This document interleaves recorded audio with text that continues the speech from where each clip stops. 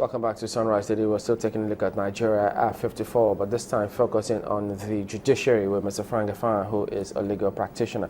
You were going to talk about the appointment of judges. Yes, How crucial are they? It is very, very important because that's the beginning of all of these talk about the judiciary. Without the judges, you will have the judiciary. I mean, although you also have the other judiciary staff. But it is very important to have a judge who has integrity sit behind that bench. It is. So you are not just looking, well, I'm 30 years old at the bar, for instance, you come and appoint me a judge. That wouldn't do. I think we should go beyond the professional qualification of lawyers to get our judges. Let's look at their moral character. Let's go as far as how they made it in school. The case in point, it would seem that there is, sorry to interrupt you, but it would seem that there will be, or there is a balance of power in terms of how judges are appointed. We're looking at, if you're to look at what's happening in Rivers State now, it's beginning to come to the fore that it would seem that the power is shared. So the governor makes an appointment or there's a nomination, and then it goes to the NJC who recommends two people, which the governor is supposed to appoint, and I think that there's supposed to be a confirmation process through the House of Assembly. But it would seem that, and all of that is supposed to ensure that there is an impute, and that wherever it is an objection is noted, maybe the process will have to start all over again. Isn't that one of the things that the Constitution had taken care of? Yes, but that's what I'm saying. The Constitution has made the three arms of government to play part in checks and balances on their activities. Mm-hmm. The appointment of judges is one of them. The appointments of, I guess, some officers of government also go through these checks and balances. But as we can see, these are not enough. These are not enough because when you get them of those checks and they come to start to work, the details of who they are show. You need to look at the prime aspect of integrity of the person. The integrity of the person is very important. Look at his household. How does he run his household? I mean, for the purpose of the judiciary and the judges, this is very important. Can he live with, how organized is his household? Are we going to get many judges if we go that far? Oh, no, of course, because, I mean, even if you have few, let them be, the best available. You have to go that far. I think, I'm sharing a private thought maybe now. I know what the Constitution has said, as you have said, but look, let's take a look at that person. How does he organize his family? It's like what the Christian scripture says about who wants to be a bishop. It says to desire that office is a good thing. One who has one wife, for example, that's a difficult and tall order for a very loose world. But you want to make a different society. You want to shape a society, so you need that kind of man. You need a judge who is like that bishop. If we were to start that, where do we start from? Well, you start from the beginning of that appointment, that judge.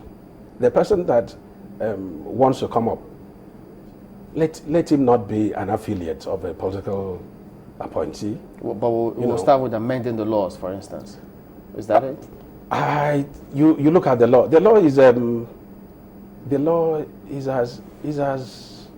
as good as it is. Well, maybe a little amendment to take these details into consideration. But you're not going to say that, the person who wants to be a judge must go and marry one wife and all of that. No, that's not the kind of thing I mean. But something that you put in the law that makes sure that whoever is brought forth, his detail matters.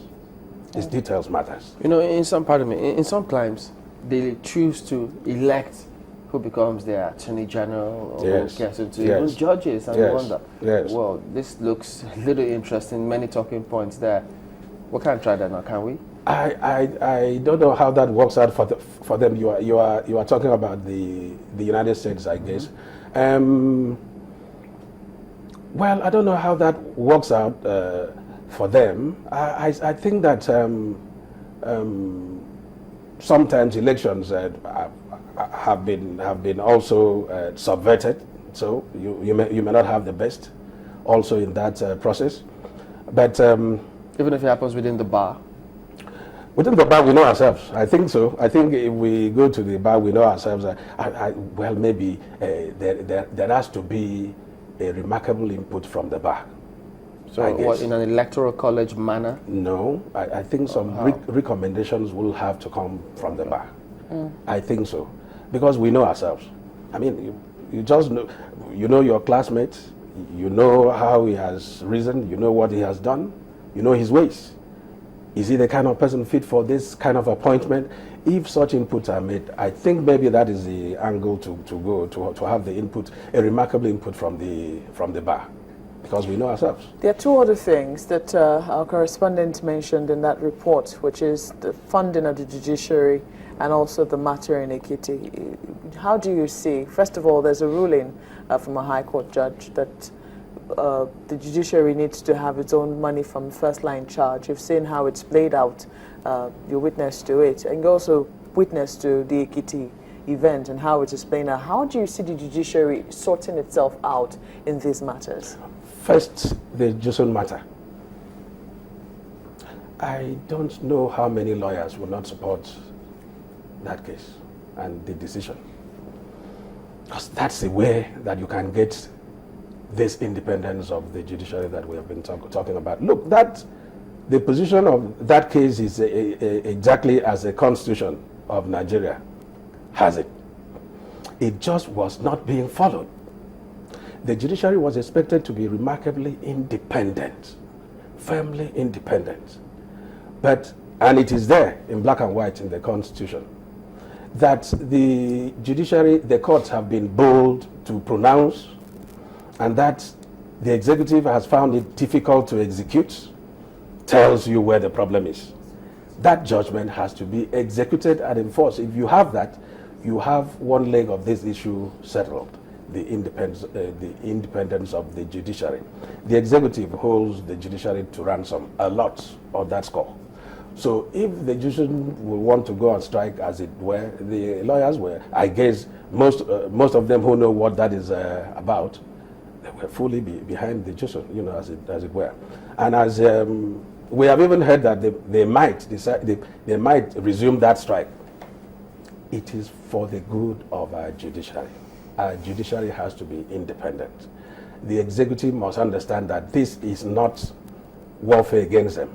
It is warfare for the growth and betterment of our nation.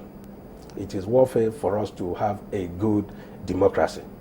It is, well, I call it warfare, not exactly, but it is a drive to have a better nation. You need, as I said from the beginning, you need a strong and independent judiciary to have a good democracy. Without that, you could hardly have anything called democracy. Well, what do we now on Ekiti. Yeah. Okay. Yeah. On Ekiti, so many people have spoken about that. A lot of epithets have been used, adjectives used. I don't know how to say it. What happened, if I were to use one of the adjectives I've heard, was an abomination. It was the end of society. It was the end of society that a judge